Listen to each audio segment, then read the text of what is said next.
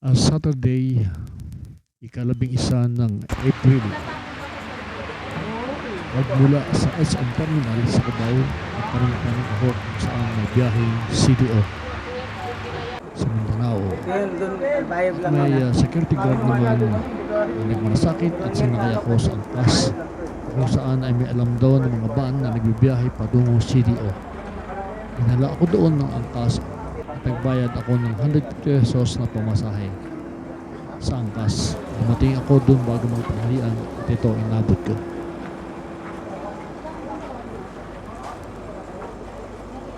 Dumating ako roon sa lugar na yun at nakita ko ang mga van na maraming van, no?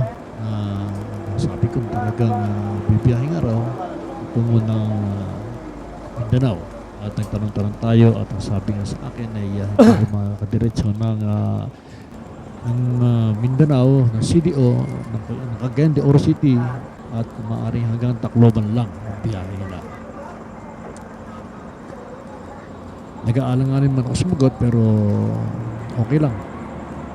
At nagbayad ako ng 3,000 pesos at bukod sa biyahe na mano ay 200 pesos daw. At ito na ang aking ilang inabot. Yan na po. Tingnan po natin.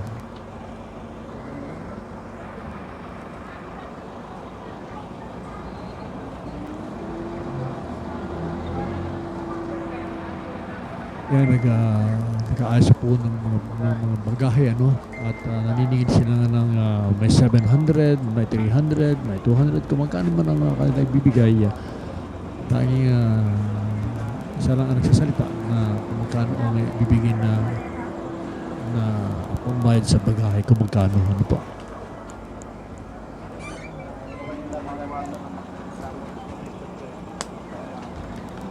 Sa una pa lang napagsimula ay inayos na yung mga bagahe namin. Nilagay na sa may hilikuran ng upuan, ano, ng jeep at ikinamada ron. Pagkakamada, ayun na, di okay na, no? At napakasikip talagang masabi natin napakarami ng pasahero, no? Hindi naman, actually napakarami ng pasahero na sumakay doon sa van na yun. Actually dapat 14 lang or sabihin natin konti lang dapat, no? At yan yung isang yan ang nagsasabi kung magkano man ang magbabera sa angkas sa bagahe, no? Patungo ng Tacloban. Wala naman. Yan siya.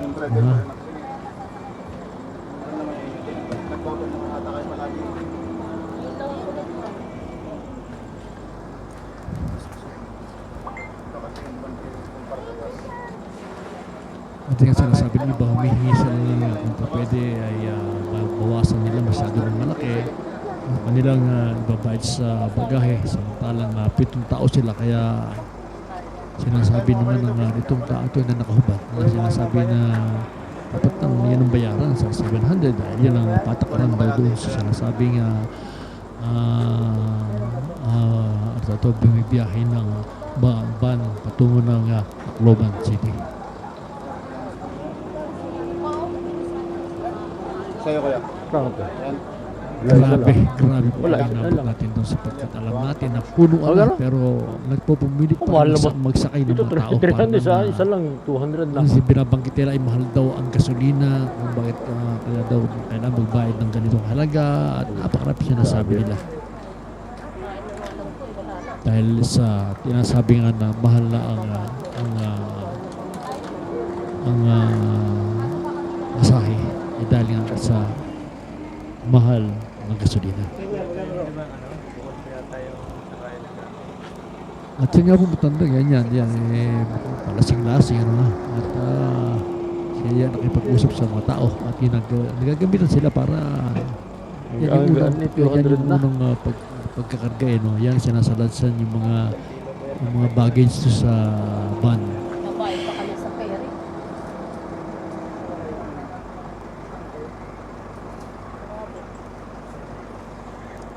Hindi. Hindi naman laman ng mga tao kung paano sasakay, no? Dahil talaga po sobrang sikip at talagang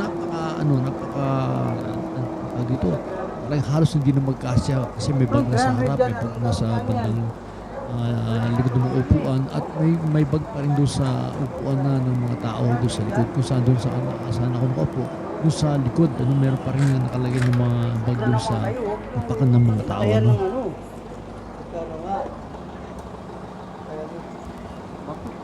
Yan, sa madaling salita ay naikarga na yung mga bagahe. Sorpresa yung singilan, no?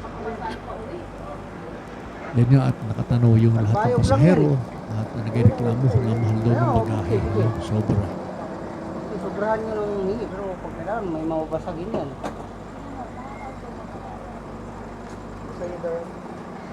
Pwede yung ano kasi, tayo mahirap din. Ito magkano yan? Ito magkano?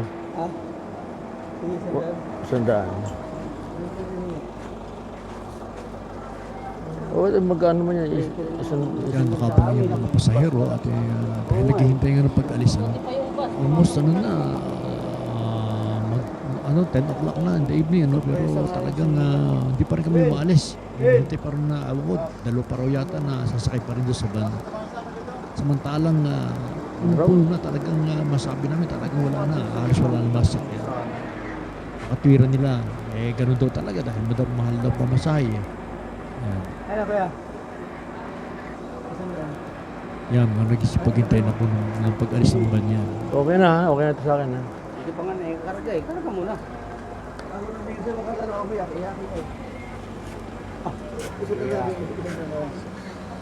Hindi nga kayo. Ito ako ba? Karga muna. Lumaya na po. Ayan po. Ang masasabi ko lang bakit ibo ba ay Pwede mo naman sabi bayaran natin na siguro. talagang legal ba sila na magsakay ng tao sa van? Hindi ko naman sinasabi na kontra ko sapagkat ako rin po ay nakasakay sa van dahil sa kagustuhan ng mga tao. Kagustuhan ng mga tao na makauwi sa mga probinsya ay talagang gumagawa talaga naghahanap ng masakyan patungo ng probinsya. Subalit meron palang mga ganitong van na nasakyan na hindi ko alam kung kolor mo tinatanong ko lang po kung nagtatanong lang kung ito illegal na bumibiyahe hanggang natawag natin ng probinsya sa Mindanao at saka mismo sa daw dito sa Bisaya, Loban City.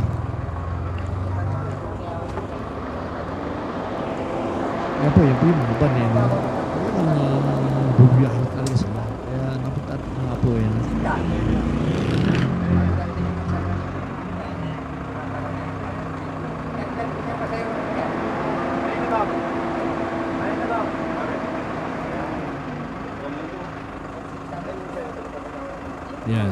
naglalagay po ng mga bagahe doon sa sinasabing van.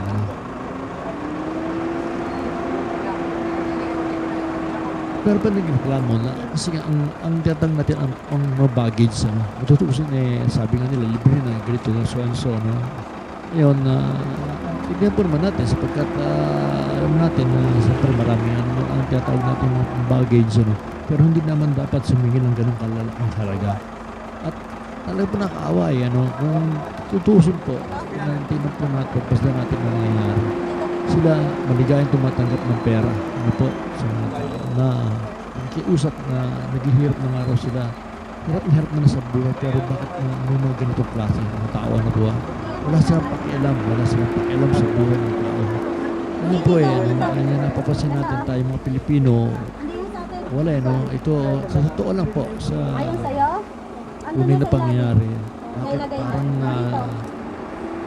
ewan ko iba talaga ang nakabulatang mata yata ng mga Pilipino. At tulad nga ng mga pangyayaring yan. Siksik na talagang grabe na po ang bagahe. Punong-puno na, halos umawas. Pagkatapos nawan pa ng bagahe. Tapos sila pa ang galit pag nakiusap ang mga tao na kung maaari gano'n doon, bawasan ng bayad sa bagahe. Kung maaari lang po ay baka pwedeng ayos na tama na itong bagahe ito. Okay na tayo lumakad. Pero hindi po yun iniintindi nila yun may makikita po kayo dyan na umiiyak na babae po at nagmamakaawa. Kaya paayos na ako na po, ma'am. Ayos, paano na nga pa? Ayos lang po na po, ma'am. Sige na po. Busog na lang po. Maliit lang naman to. Ayan naman. Tapos sa kita sa uy! Wala. Ibaba mo yung dalawang libo.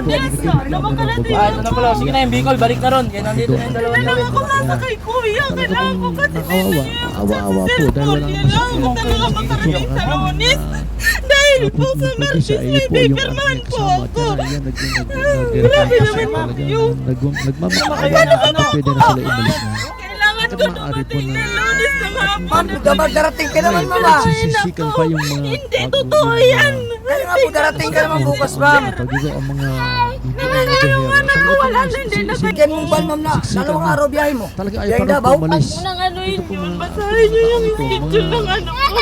Nasabi natin mga nandiyan Kung may pera lang po ako, babayaran ko na yung upo dito. Kaso mahirap lang ako. Yung mga namamahala sa mga bagay ito ay galit pa po doon sa baba. Alam mo, nagagalit pa po. Marami pa sinasabi. Kailangan kong mag-ano. Talagang hirap na hirap na itong mga pasahero dahil sa Lunes na lang sila kukuhanin pa ko sa barangay. Oo, wala pa po.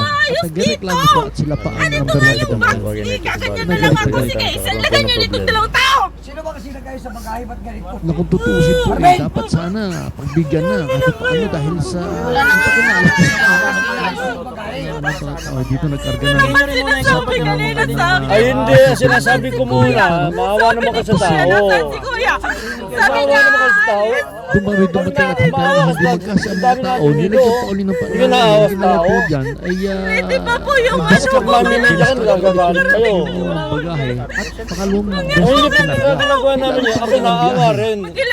Wala akong masabi. Pero yung tao, ayan o. nasa tabi ng gabi Wala, hindi nakasya. Paano yun? at nagmisto lang ng makabawa yung babae na talagang kailangan makapagod sa mga maaga so bakit pero itong mga tao ito yan mga nagreklamo mga taong yan na nakabantay dito ang mga mahala sila pa ang mayabang po Tapos pag mamay siya, nagagalit kayo. Wala naman sa lugar. reklamo ganito so pero Okay, okay. Pinahon nga po ng boses. Sige, sige, sige. Sige, sige. ito po doon naawa naman sila sa tao wala naman silang ginagawa kundi ano yung bang panupla pa pinupalaban dahil nung bandang huli na napansin ko puro ang daling nalasing no? Ang nalasing, hindi natin maintindihan ko paano, bakit nalasing sandali lang parang tuwa pa sila yan, binababaan uli yung mga yan po mga ayusin ulit para po magkasala mga tao yan po may mga bata dyan nung kasama ko dyan na sabi nga ang tawag dito ban papakawa na po ang tao pwede maalis na pero ayaw po nga siya sapagkat itong mga tao ito yung mga lasing na hindi na po ayon sa ating napag-alaman na ito rin po mga tao ito malasisipan ano ha sabi po at ito mahaba yan yan po ano po ano po ba ang magagawa ng mga tao sa kanila sa mga gusto na talaga umalis Ayan o, tingnan nyo, nakasiksik. nalis na naman yung Kaya nakaganon ng mga pa namin doon eh. kinamatan ng panibago na gano'n din po ang tema kinaman ay ganyan pa rin ang sistema na lumalabas na hindi ko maintindihan talaga itong mga tao ito ano po ba ang pinagagawa ng mga Ay, sa tao pagkain namin na doon, nakaano na doon. Ano na yata yun. Ayan po, nagtataka na sila bakit kinakamada na naman yung mga Hindi na nagreklamo kami. Ba't nilalagay pa yung ano, bagahe dyan? wala una po masasabi ko talaga walang Nandun na kami sa loob kasaka nila inano yung ano, marating man bagahe. ito sa mga taong ito ano at lalo na po sa mga naukulan sana naman po bigyan naman po ng limitasyon kung sakali mo ito una legal sila na bumiyahe ng Loban na may papel sila na hawakan. Kung maaari naman po, lagyan naman nila ng sinasabing konsiderasyon, no? Konsiderasyon sa mga tao, sa mga biyahe. O sabihin na natin na ting bagay lang na may tulong na sa kapwa nila, Pilipino, tulong nila, huwag pagkaitan sapagkat alam natin ang nagaganap na yan. Pumis po nakakita kaya hindi ko po talagang matanggap eh. Hindi parang napakahirap ipaliwanag eh. Bakit mas pinapagburuhan nila yung Sige na para matapos na. Pati hindi mo tatapos yung ating yan. Puro ganyan lang tayo eh. Wow, yung iba, kawawa na yun. yan. Kamarap yan. Kinakamada na Ano minabuti ito nila? Kaya importante nila. Ngayon na, Nagpaling po. kasi niya po ay Pipirmahan, tatagaan, bisan 5,000 kuya. Tatagaan, para ka makasagot. Ano lang ang pagkatao? Anong oras, ilang oras ang naghihintay ang mga tao dyan para May makaalis pipirmahan pagdating pa lang ng po. gabi. Magkwarta nga ni Alis na sila, may hinihintay para na dalawang tao. Basahan niya, Juan. Basahan niya. Basahan niya, chat. Hulo na alis. para makalakaw mo. Okay Mahirap naman po, ako. napakawawa. At yan,